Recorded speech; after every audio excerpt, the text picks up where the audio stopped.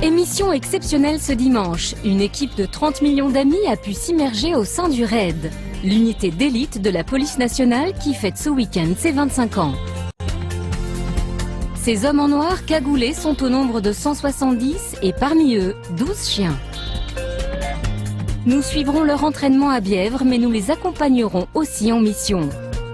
Au sein même du cortège présidentiel, lorsque Nicolas Sarkozy inaugurait le centre Pompidou de Metz. C'est parti pour 32 minutes de mission avec ce corps d'élite et ses chiens.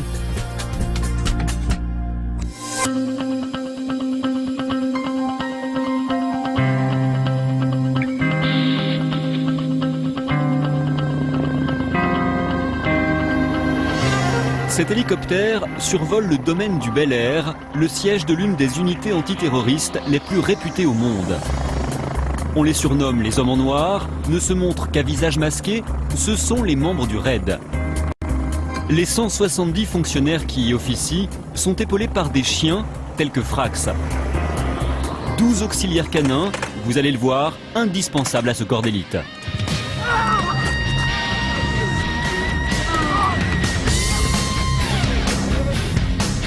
RAID, 4 lettres qui signifient recherche, assistance, intervention et dissuasion.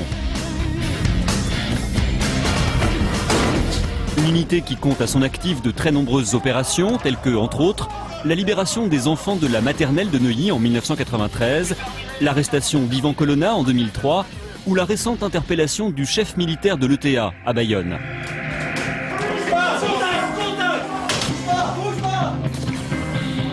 Côté chenil, 12 chiens surentraînés opèrent au service de la République sous la responsabilité de Thierry.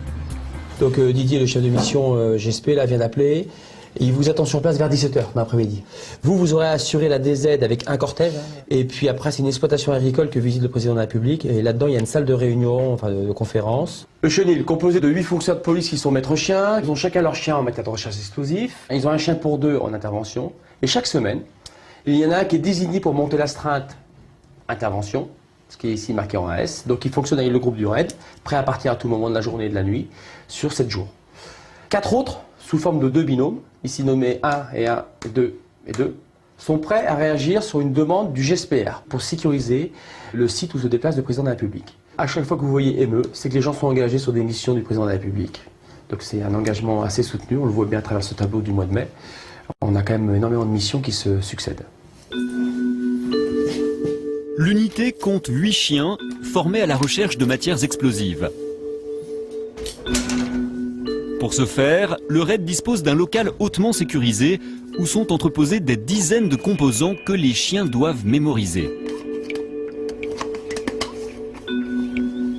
On a une quarantaine de matières répertoriées ici, avec dans ces 40 produits quand même on retrouve les grandes familles des explosifs. Et ensuite on a des liants, des cires, un large panel de matières. En France et surtout à l'étranger, on se renseigne un petit peu de ce qui peut être employé au niveau terrorisme. Et donc on va axer les entraînements précédant la mission sur les produits qui sont les plus utilisés, en tout cas sur la destination de la mission. Ah, s'il reste. Non, ah, s'il reste. Ah, si. Donc là c'est une jeune chienne, on va lui mettre un nouveau produit pour mémorisation. Elle est très motivée, donc on va voir comment ça va se passer. Seule femelle du chenil, Dundee n'a rien à envier à ses collègues canins mâles et semble déjà très prometteuse. Voilà. Elle est besogneuse, donc on voit bien, elle détaille bien d'elle-même, elle fait bien les points, tout ça, elle vient bien sur les points, elle est franche, elle est pas menteuse. Elle est bien dans sa tête, elle est équilibrée et tout, donc non, c'est une bonne pépette. Voilà. Donc là, elle est intéressée, il y a une bonne détection. Elle a un peu de mal à remonter sur le produit. Voilà, ça c'est bien, reste. De toute façon, c'est une mémorisation, donc on fait une première fois et il faudra confirmer la mémorisation après, là peut-être cet après-midi, demain, enfin dans les jours à venir, pour être sûr que le produit soit bien acquis, qu'elle l'ait bien dans le nez, quoi. Hop. Jocelyn et Dundee ont passé 3 mois au Centre national de formation des unités cynophiles de la police nationale. Mais ce ne sera qu'à l'issue de 2 mois supplémentaires de formation spécifique au RAID qu'ils pourront, comme Ubac et Manu, participer à des missions réelles. Ouais, super ma fille. C'est bien Manu. La recherche sur véhicules fait partie des exercices récurrents. Allez gamins, on travaille déjà dans un premier temps les véhicules fermés. Donc on essaie de prendre face au vent, on fait le véhicule à l'extérieur et seulement une fois qu'on a fait ça, on commence seulement à ouvrir les portes. On va lui demander de respirer. Et on va lui demander de respirer différemment de ce qu'il fait d'habitude. Donc on va le fatiguer puisqu'en même temps qu'on va lui demander de respirer, on va lui demander d'analyser ce qu'il va respirer. Nous, notre travail à l'entraînement, c'est de mettre donc, un maximum de pollution. On va mettre du fuel, on va mettre tout ce qu'on peut trouver. Et on lui explique que malgré qu'il ait ces odeurs fortes, une fois qu'il a une des odeurs apprises, c'est pas grave. Malgré tout ce qu'il peut y avoir autour, s'il y a ça, je m'arrête, je pose, je suis récompensé. Très bien ça. Très très bien. Donc là, du coup, je vais le récompenser. Allez gros. Ouais, gamin. Oui. Ah, c'est super ça. Top. S'il n'est pas fou du jeu, s'il n'est pas fou de son objet, on ne pourra jamais le faire travailler. C'est la base. Joueur sociable, endurant et tenace. Au tout début de la recherche, son jouet est caché avec l'explosif. Donc le chien, on le laisse gratter pour justement découvrir ce fameux objet avec lequel il va jouer. Donc là, en l'occurrence, des boudins. Et au bout d'un moment, on lui enlève son jouet. À partir de là, on va le laisser gratter pour s'éclater. Et au bout d'un moment, on va lui dire, maintenant tu vas arrêter de gratter, tu vas t'asseoir.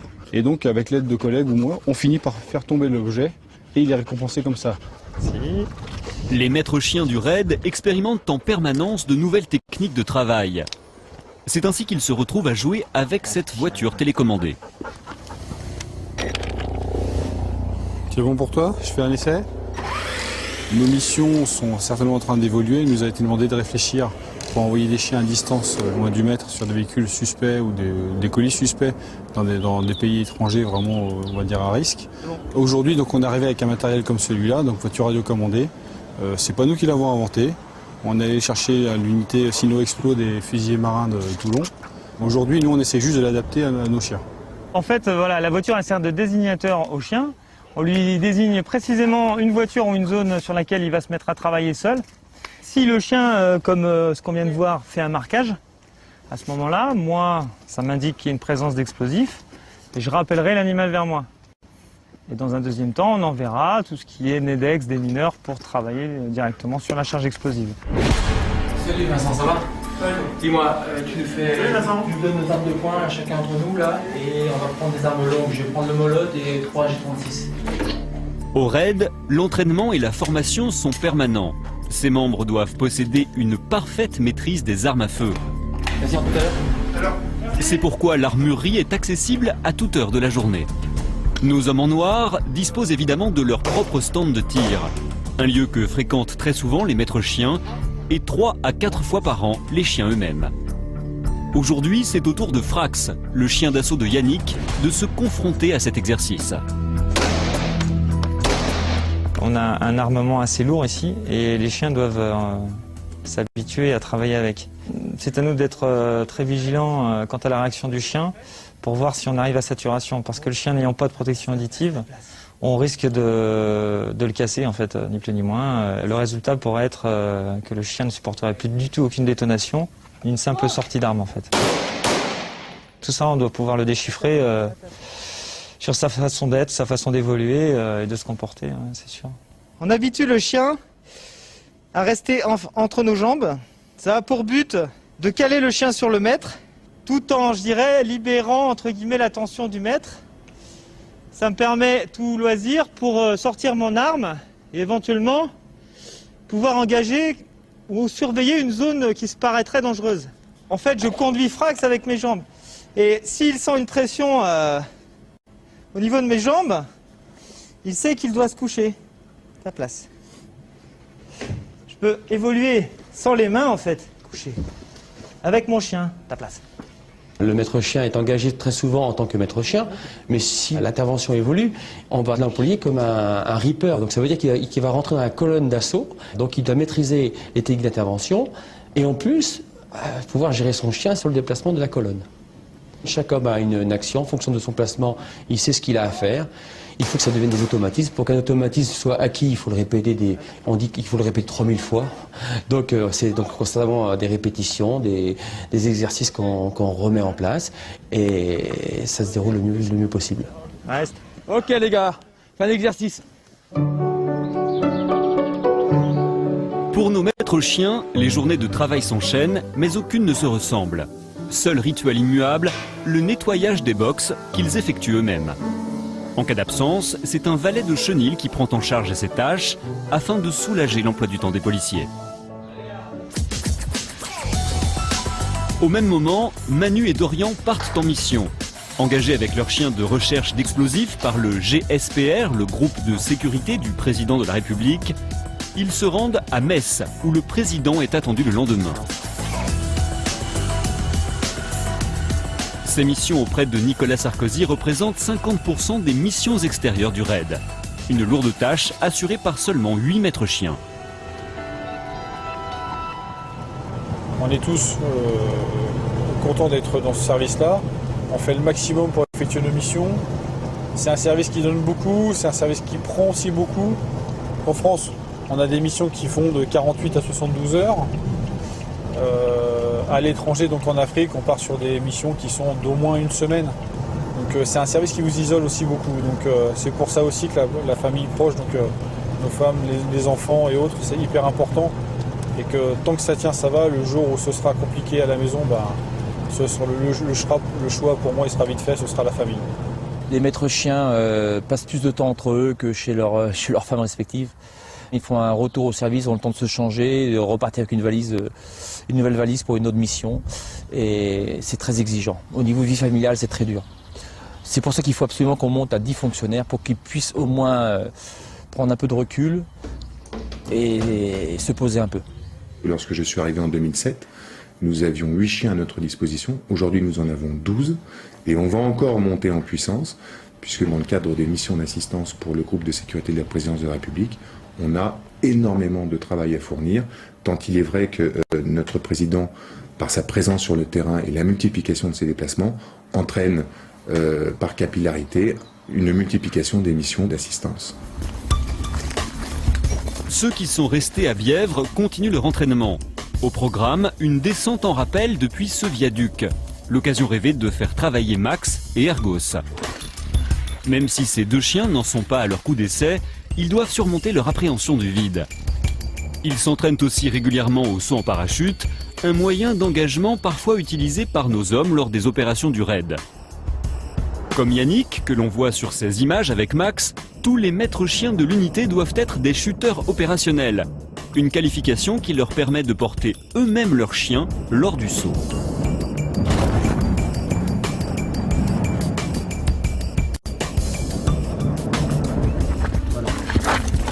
Ok, c'est bon, il n'y a pas de problème. En ce qui concerne le chien, on a pu constater que, que les chiens avaient la notion du vide. Maintenant, sur ce type d'exercice, donc au départ, le chien subit quand même, mais il fait confiance énormément à son maître. Je pense que par le travail, oui, on arrive quand même à faire passer l'appréhension du chien face au vide. Là, mon lapin ?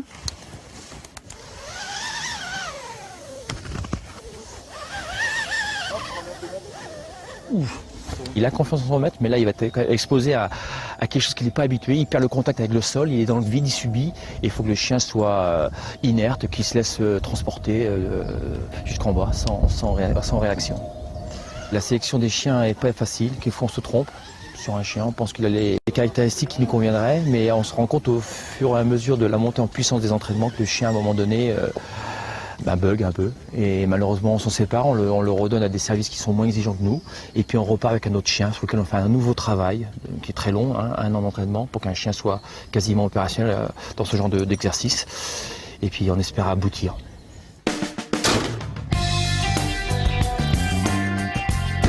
Donc on démarre portière ouverte côté conducteur, et puis voilà quoi, après on mettra le contact, un peu vroom vroom, klaxon. Dick arrive au bout de sa formation interne. Dans quelques mois, il pourra être engagé aux côtés des groupes d'intervention du RAID. Voilà! D'ici là, son maître Olivier cherche à le confronter au maximum de situations différentes afin d'obtenir un mordant efficace et précis. Ok.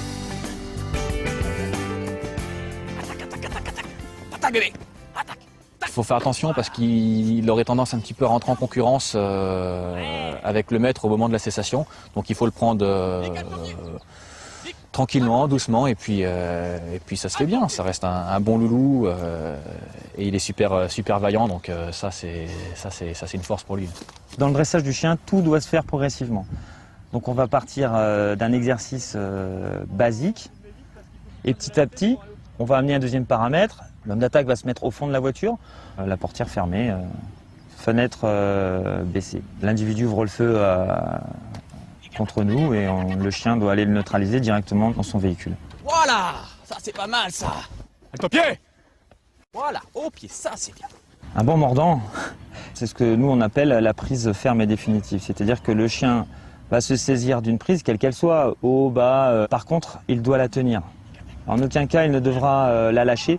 Si demain le chien commence à faire un mordant voiture et que le bruit du moteur dérange le chien et qu'il quitte sa prise, bon bah pour nous c'est un échec. Comme le bruit du klaxon, comme la résonance de l'arme du malfaiteur dans l'habitacle. Bon bah tout ça en fait on va montrer au chien qu'il n'a aucune douleur, il ne reçoit aucune mauvaise information concernant tous ces paramètres. À Metz, Manu et Dorian ont rejoint leur hôtel et attendent les directives du GSPR, le groupe de sécurité du président de la République. En mission extérieure, Hubac et Diablo sont bichonnés et ils adorent ça. Ça, c'est bien ça. Un gros. Étant des chiens de boxe, en fait, ils n'ont qu'un seul repère, c'est le maître. Donc quand ils se retrouvent en plus dans la chambre avec le maître, pour lui c'est du pur bonheur. Et si on n'avait pas un côté vraiment affectif avec notre chien, ce serait difficile, ce serait pas tenable. Donc bien sûr que c'est agréable pour nous d'avoir notre chien en chambre, ça fait passer bien plus facilement la mission, c'est certain. Maintenant, un chien de travail, pour moi, c'est un chien de boxe. C'est-à-dire qu'un chien de boxe, ça n'a pas d'interdit. À la maison, il n'aurait pas le droit de monter sur le canapé, comme ici. Maintenant, dans une recherche, on va lui demander de passer partout. Bon, il ne va pas dormir sur le lit avec moi, mais dans une recherche, il devrait pouvoir monter sur un lit. Mais il faut bien dissocier deux choses. Un chien de famille, ce n'est pas un chien de travail.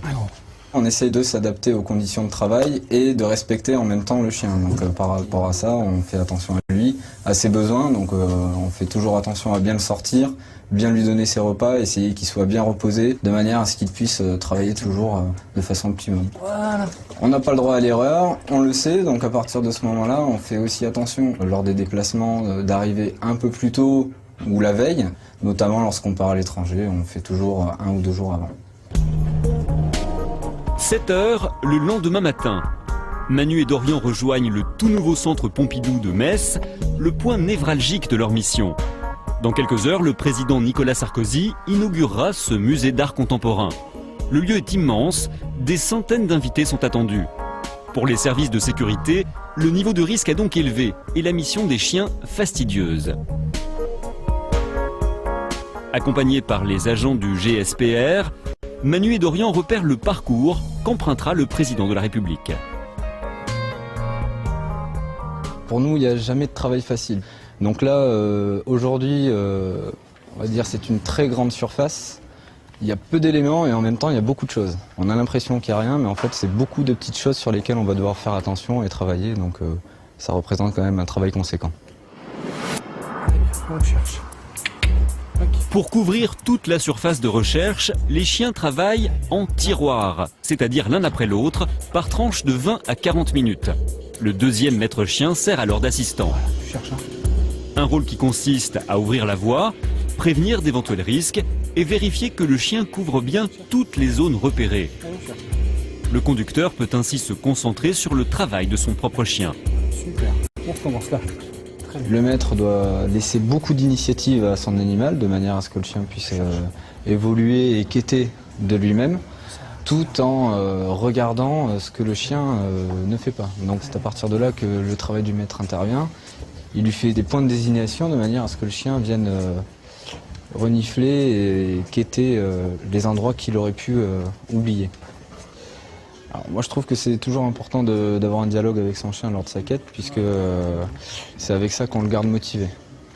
C'est-à-dire que si on dit rien, le chien au bout d'un moment il va se demander ou se désintéresser carrément de son travail. Très bien, on cherche. Dorian et Diablo prennent en charge la sécurisation de la tribune présidentielle. C'est ici que Nicolas Sarkozy prononcera son discours officiel. Il ne faut donc négliger aucun recoin, pas même les podiums des journalistes. C'est là où on a un des plus gros risques. Ce sont des gros caissons, c'est des caissons où on peut placer énormément de quantité pour ce qui me concerne d'explosifs. On peut placer aussi des fumigènes, autres idioties pouvant créer un coup médiatique. Donc voilà, je me répète, mais lieu de stationnement du président, donc lieu un peu plus sensible que les autres. Impeccable. Retour à Bièvre, au siège du RAID. Cet après-midi, des fonctionnaires de police souhaitant intégrer le RAID passent des tests de sélection. Dans les sous-sols, un parcours de stress est installé. Et les chiens sont là pour rendre la tâche des aspirants encore plus compliquée. Les candidats vont devoir franchir à l'aveugle tous les obstacles. Tu dois intervenir, il y a un enfant qui est en danger. Donc le but, l'objectif, c'est que tu ailles jusqu'à l'enfant, tu récupères l'enfant et tu ressors de l'appartement. Les collègues doivent suivre le fil d'Ariane. Ils ont comme consigne de ne jamais lâcher le fil. Et tout au long du parcours, ils vont avoir des petites surprises comme l'attaque de 2 chiens muselés. Déjà pour voir s'il y a la phobie des chiens. Et pour voir un petit peu comment le collègue va se comporter avec une légère douleur.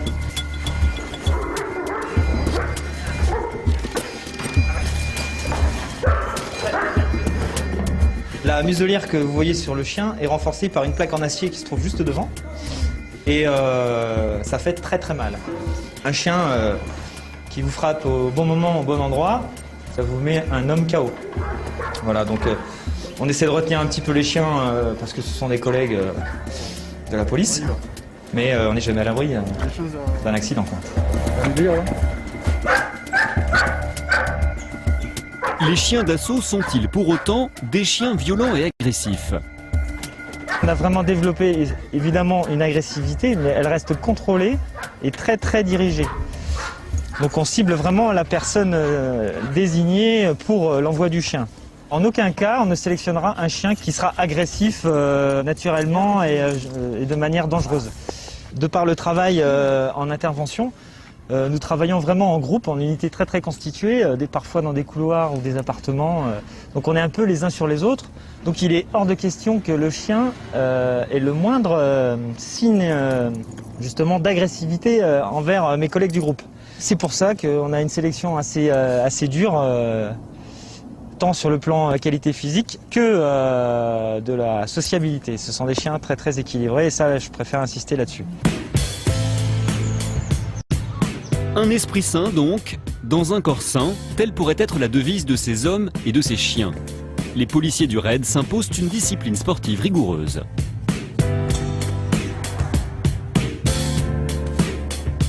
Ils disposent d'une salle de sport.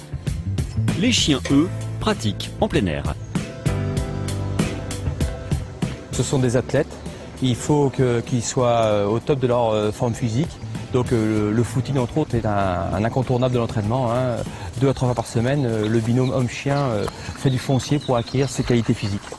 Il faut aller au-delà de leurs limites habituelles du travail quotidien pour les habituer le jour J à au moins fournir 100% du potentiel. Ça veut dire qu'à l'entraînement, on va aller à 110%, mettre le chien dans ses derniers retranchements pour qu'il soit habitué à fournir un effort et que malgré tout, il soit encore opérationnel, même à bout de force.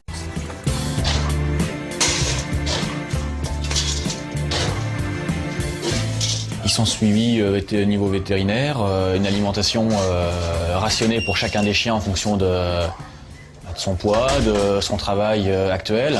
On ne veut pas d'une barrique, il faut que le chien soit bien longiligne, bien fin. Un malinois, c'est fin. Si on a besoin de le soulever, de le prendre, de le passer pour un obstacle ou quoi, ça va être beaucoup plus simple qu'un gros chien qui va être difficile à manipuler en effet. C'est lors des phases d'assaut que le malinois peut au mieux exploiter ses qualités physiques. Léger, silencieux, rapide et puissant, c'est une race qui a su gagner sa place au sein des unités d'intervention. C'est au visière. Ok, je suis ici. Donc la porte est donc verrouillée, le groupe EFRAC va aller à la porte. Jocelyn, tu décales un tout petit peu pour faire la protection, je te prends en compte. Protection de la porte. Police, rends-toi! Il n'y a plus de raisonnable. Le premier qui rentre, du tire dessus, c'est clair? On va venir te chercher quoi qu'il en soit, allez, sois raisonnable. Le premier qui rentre, je tire. Entre la phase de négociation pure, où les personnels du RAID vont réussir à raisonner la personne, et la phase de l'assaut, Je bénéficie de tout un éventail d'outils à ma disposition, dont le chien fait évidemment partie. Il a son rôle à jouer. Toutes les situations difficiles sur lesquelles on n'a pas de prise directe ou la possibilité de poser des éléments techniques de son ou de vidéo qui nous permettent d'éclairer les lieux avant de pénétrer. Là, le chien prend tout son rôle. C'est un des éléments du dispositif qui nous permet d'avoir à accomplir notre mission dans la meilleure des sécurités qu'il soit, à la fois pour mes personnels, mais aussi de temps en temps pour la personne que nous avons à traiter. Sois sérieux, Stéphane.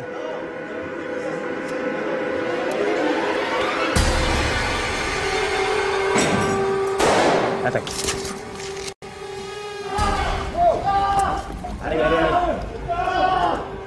Lorsque par contrainte d'emploi, on n'a pas de chien d'assaut sur une intervention, c'est une des premières remarques que font les gars du groupe, il n'y a pas de chien d'assaut et ça les inquiète. Ils savent qu'ils en ont besoin, que ça peut être vraiment un élément décisif sur une intervention délicate. Le forcené qui est seul dans l'appartement, qui est vraiment décidé à ne pas se rendre, c'est vraiment le cadre d'emploi type du chien. La prise d'otage, malheureusement, si l'otage et le preneur d'otage sont dans la même pièce, on ne peut pas savoir si le chien fera la part des choses au moment de l'assaut, donc on ne va pas s'y risquer. Donc principalement aujourd'hui, c'est l'interpellation à domicile le matin et le forcené qui veut en découdre avec la police. Tu vas essayer de menotter un bras avant que tu lâches. Bah, tu entames ton otage sur le bras libre et après je fais la cessation. Tu passeras à gauche et moi je partirai à droite. Ok, ça marche. On rejoue ça? C'est ça. Allez. 3, 2, 1. Au raid, l'emploi d'une arme est toujours vécu comme un échec. Le chien est donc une réelle alternative. Il a même parfois un rôle extrêmement dissuasif. C'est nous de Thierry. Ouais, c'est bien reçu, je remonte la colonne. Une anecdote sur une intervention il y a 2 ans au Blanc-Ménil. Le forcené ne voulait pas se rendre au raid, alors pourtant on avait un dispositif important. Jusqu'au moment où, au bout de 14 heures de négociation qui n'aboutissaient pas, il a entendu les gémissements du chien. Et le fait d'entendre ces simples gémissements, le gars a tout de suite demandé à se rendre. Alors que devant, il y avait 30 hommes armés comme il se doit. Le fait d'entendre un seul chien, il a jeté l'éponge.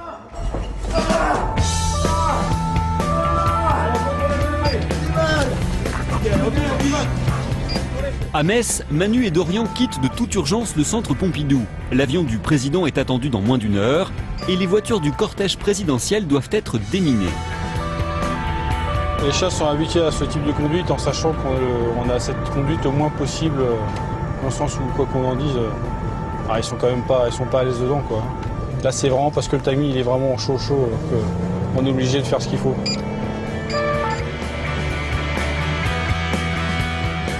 Sans perdre une minute, Diablo et Hubac se mettent au travail. Grâce à leur flair et à une étroite collaboration avec les démineurs, les 2 chiens sécurisent chaque véhicule en moins de 2 minutes. Et qui plus est, proprement. Là. Les chiens au début montaient sur les sièges et autres, donc c'est des choses qui ne se font pas dans les véhicules de cortège, encore pire sur la voiture présidentielle. Donc aujourd'hui, on a une technique qui fait qu'on demande aux chiens de poser les pattes essentiellement donc sur le sol, avec des endroits stratégiques sous les tableaux de bord, les ventilations, sous les sièges. Il ne faut pas salir les voitures, c'est quelque chose qui ne se fait pas, très sérieusement. C'est sûr que c'est une grande responsabilité. C'est pas donné à tout le monde de pouvoir le faire, ce véhicule, mais on prête tout autant attention aux autres véhicules puisqu'ils sont forcément avant ou après le véhicule présidentiel, mais c'est aussi sa récompense de faire des véhicules comme ça et puis nous on prend du plaisir derrière avec lui. Manu et Dorian ont à peine le temps de récompenser les chiens qu'il leur faut retourner au centre Pompidou. Techniquement, leur travail est terminé, mais ils vont rester à la disposition des services de sécurité au cas où le parcours de la visite présidentielle changerait.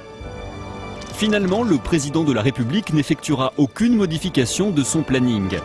Il empruntera rigoureusement le parcours sécurisé par les chiens du raid.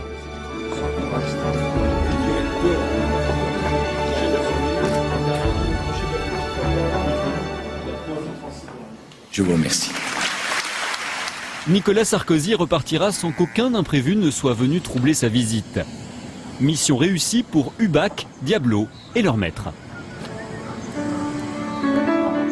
Dès le lendemain, toute l'équipe est à nouveau réunie à Bièvre. Thierry a organisé une pause barbecue. Un moment de répit qu'il offre bien volontiers à toute son équipe. Par contre, les travers là-bas sont bien. Hein. Je pense qu'ils sont même bien enlevés, non? L'avantage du groupe Sino, c'est peut-être que c'est une petite équipe et que tout le monde se sent concerné vraiment. Donc l'esprit, pour l'instant, il est là, quoi. Il n'y a pas de souci. Hein. C'est une fierté d'être à la tête d'un groupe comme ça, avec des gens qui sont passionnés, qui sont volontaires pour tout, qui sont tout le temps partants, toujours tout le temps disponibles, et puis qui assurent des missions au bout de l'année. On assure, je sais plus, on est à 200 et quelques missions à l'année, c'est énorme en termes de jours d'absence par fonctionnaire, et ils répondent toujours présents. Le plus beau cadeau qu'un chien d'explo puisse nous faire, c'est un marquage positif, quoi. Mon ancien chien d'explo l'a fait pour moi, ça a été une sensation, je pense que je retrouverai jamais après. Heureusement, on a très peu de découvertes d'explosifs en France. Donc voilà, et je me répète, il m'a fait ce cadeau-là, c'est énorme, c'est énorme. Là, on est un groupe, on est une meute, tous ensemble, hommes, chiens, et chaque individu fait partie de la petite famille. Je vous dirais même que si demain, c'est grâce à un chien, je sais pas, le chien d'un collègue, qu'on trouve une belle cage d'explo ou qu'on fait une belle intervention, je crois qu'on sera tous fiers parce qu'on travaille tous ensemble et quelque part, c'est tous les chiens du chenil, c'est un peu mes bébés aussi, quoi, quels qu'ils soient.